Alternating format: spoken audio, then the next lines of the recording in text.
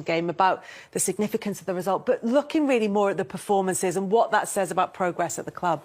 When you look at Leicester and you look at the way they've performed in those defeats, it doesn't look good and it doesn't promise much for the rest of the season. No, it doesn't. And then you've got a manager that seems more concerned with his narrative to the press and what he's trying to say.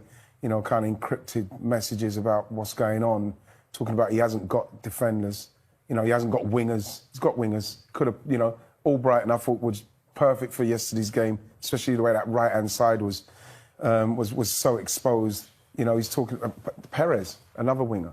You know, he's playing centre, one of the best centre defensive midfielders in Ndidi at the back, and Amati. You know, he's made certain signs that's not worked. You know, whatever's happened.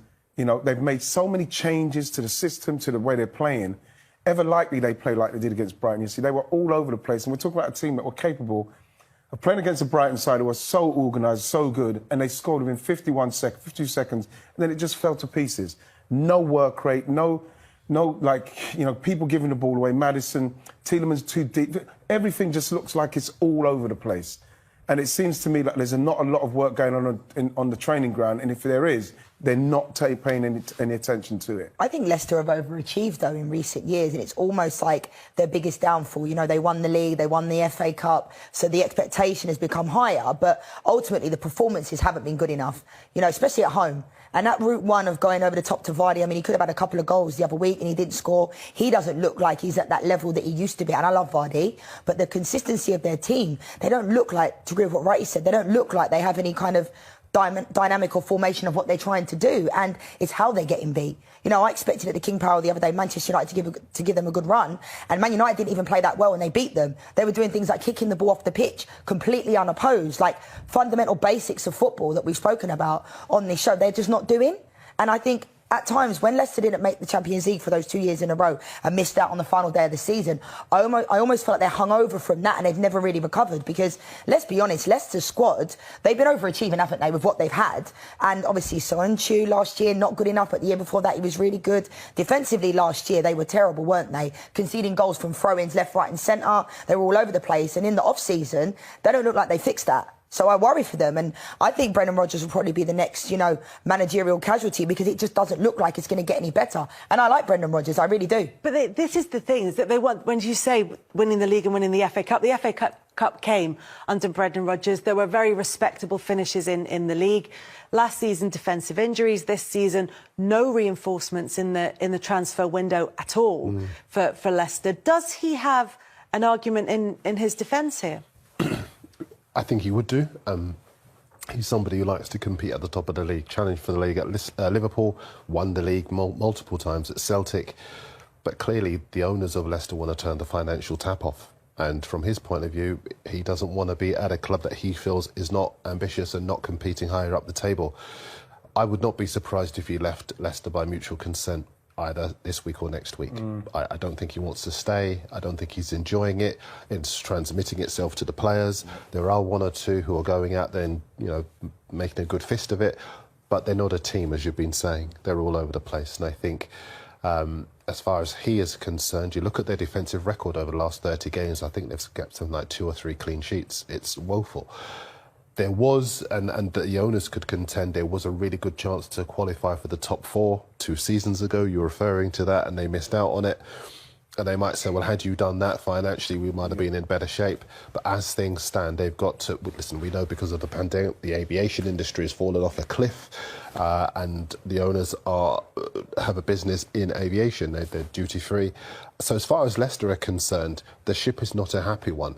And I think probably by the next time I'm on your show, they'll have a different manager. You know, the thing is, you have to look at them, and they've put a lot of their eggs in the qualifying for Europe basket, and like finishing 5th consecutively really caused them a problem. I think it took a lot of wind out of their sails in respect of getting that close twice. They've got players that are probably earning good money that are now harder to shift. Right, can I ask a question? You know, when you try to compete for a title and you miss out on it, and it's the same question to you, you know, we in the media and fans say there's a bit of a hangover.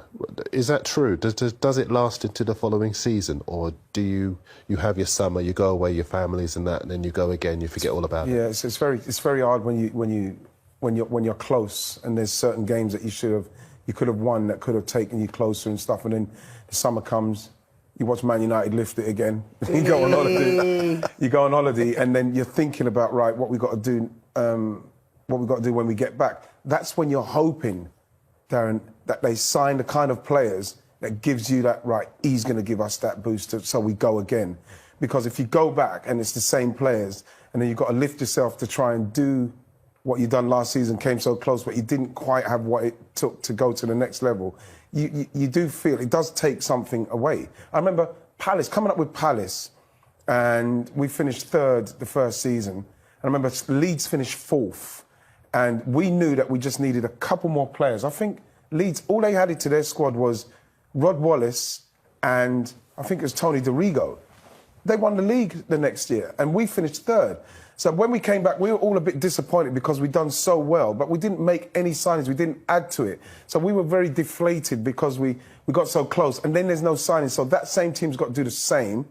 And everybody's getting stronger, it does make you feel a little bit like, oh, here we go again. And Leicester have lost people as well. Yeah, like, look at Kasper Schmeichel, yeah. Not just Fofana, but the leadership of Kasper Schmeichel. Like, yes, they've not signed anybody, but they've also let top quality players go out the door. And I think that's massive. I couldn't believe that Kasper Schmeichel's gone over to France. They did this, and they did this in the wake of the title win as well. And they sold some of their best players, and then they went on and they either had kids coming up that they could put into place that seemed like a fairly seamless transition, particularly that happened in defence at Leicester.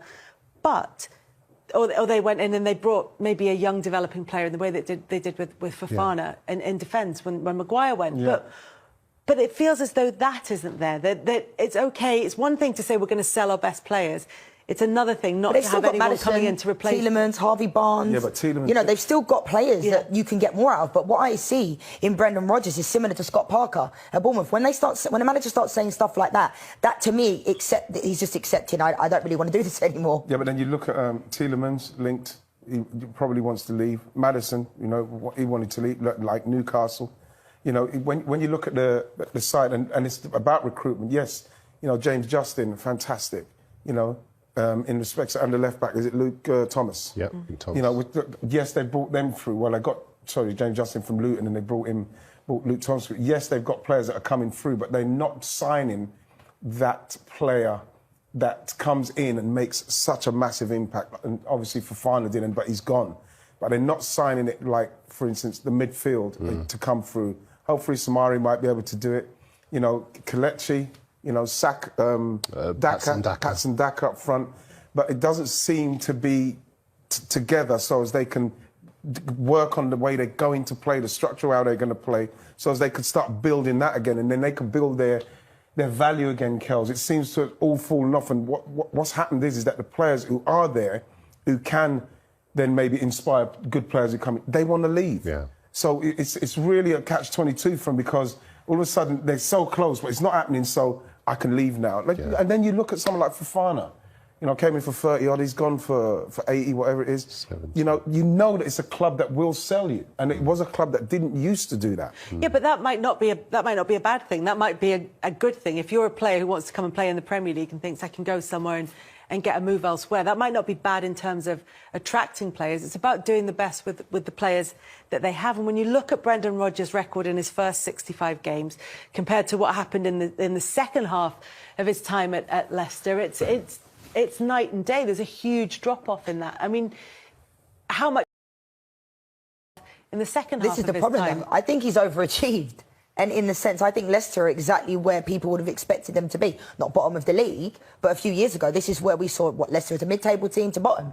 Not where they are, you know, where they have been. So I think Brendan Rodgers has overachieved, but I think they peaked. And I think you're right, Darren. I think, you know, next time the show happens, I don't think he'll be in a job. I don't see where they go from here, really, because it's like he's accepted defeat to a certain degree. When you go to a training ground like that and there's no progression, what do you do? Going to training on Monday morning, keep losing games in that way. It's not, obviously no one likes to lose, but it's how you lose as well. When they look like there's nothing on offer, even in a home game, they look like they're not offering anything. And that's the point, isn't it? It's whether or not he's getting the best out of the players that he has there, and whether or not somebody could come in and make a difference with that particular group of players. Because if he's going to the owners, as you say, who work in a sort of aviation-adjacent industry, and they've really taken the hit during the COVID crisis, if the money's not there, they can't magic this money up. So that it has to be a manager who comes in and can do better with what he has. Well, I think if someone else could come in with more energy and dynamism and motivate those players. But if the managers, we always say, don't we, when we talk about some of the other clubs, like, say, for example, Liverpool, the attitude reflects the leadership. And I think if he is disillusioned and he's sending out smoke signals and suggesting that maybe his heart isn't in it because he feels the club isn't competitive enough, then why would, for example, Tielemans, who's into the last 12 months of his contract, sign a new deal? You know, why would you? You would wait until January and sign for somebody else. Whereas if somebody else came in with fresh ideas and a new voice and a new vision and said, look, I'm going to make some of these parts work, and okay, we might have lost players, but we can do something, and really put together a positive run of results that takes them up the table. I'm not saying he'll definitely stay, but you never know. As things happen, this is only going to get worse. It is, because like even the players who do, if they do even get their heads down and they're playing really well, they're doing it because they want to leave. Because at the moment you look at Leicester and you think, why would I want to stay? If you're not spending money, you're not going to bring in the calibre of player that wants to come to Leicester and help you to progress, then why would you stay at Leicester? You know, with all due respect to them. You know, like Leanne said, they've done unbelievable things and overachieved to a certain extent. But to try and stay there and hang on to that top four, you see, it's a massive strain on you. You'd either need unbelievable amount of resources, which they have spent a lot of money, the owners, but then you do need to bring players in that you can not only bring in through the youth team or buy and sell for a lot of money, but you need to keep it going. It needs to be continuous, and that seems to have stopped. And so now it's stopped. The players that are there who have tried to come in to take them somewhere, they're thinking, well, I need to go now. You know, Tielemans, you know, he's like a top player. He should be playing Champions League football. Do you know what's also key? You talked about the money. If you look at the top six, and we're talking about Leicester, who could have finished in the top four 2 seasons ago, and they failed and they've dropped off a lot. If you look at the top six now, all of them spent a minimum of £100 million. Even West Ham spent, what, £125 million? Because in order to compete with what is effectively an arms race, if you like, at the top of the Premier League, you have to bring in quality. Explain Brighton then. Well, Brighton's interesting because Brighton have sold those players and they've had a wonderful start. Do they have the depth to sustain that start? Because we've seen players in the Premier League have terrific starts, first 10, 12 games of the season. Brighton did it last year as well. Yeah. Brighton did it last year as well, when they start well and then they kind of drop off at the end because they don't have that strength. But would you suggest right now that that Brighton would finish in the top 6 or top 8? I don't. I'd probably go top 8. I would go top 8 simply because of, and I put a lot of it at the door of the coach. They're in a place where they've recruited well, they've sold well, and then the coach is moved players around. You look at Trossard, you know, coming playing off the left now. You know, he's got Solly Marsh playing as a left foot on right wing back. You know, Moises Caicedo coming in, being able to sell Basuma. You know, being able to sell Mopai, being able to sell Cucurella. You know, the way he's coached it, he's coached and getting unbelievable work now out of Danny Welbeck. Like Gross in the middle in respect of his creativity. So he can coach them as well as sell £100 million worth of players, 3 very integral players to them, and they've not dropped off. But they're at a different stage. They're at a very early stage of what they're doing. But what I would give them, what I would give them is the coach is amazing. The coach is amazing in what he's doing. I think you're right, because he's brought in Estepinian at left back, who is a very good player, and I think the more game time he gets, the better he'll become. But I just look at the other teams in that top 6, 8. You've got the 2 Manchester clubs, you've got the 3 London clubs, you've got Liverpool, you've got West Ham as well, so that's 7. And then you'll have Newcastle, that would make 8, who look very strong from a good, sound defensive base. Yeah. And then you've got maybe Brighton. I think Brighton would come in that next tranche of clubs. Maybe, yeah. But I think in terms of that tops, they've had a wonderful start, and I think you're right. The coach is the most significant individual at that club because of his vision, because of You talk about Leicester and they've lost players, heads could drop very easily, but he motivates them, he galvanises them in stark comparison to Brendan Rodgers. Heads have dropped and his head has dropped as well, and that's the reason why I think he'll part company with the club. Yeah, and while it's been a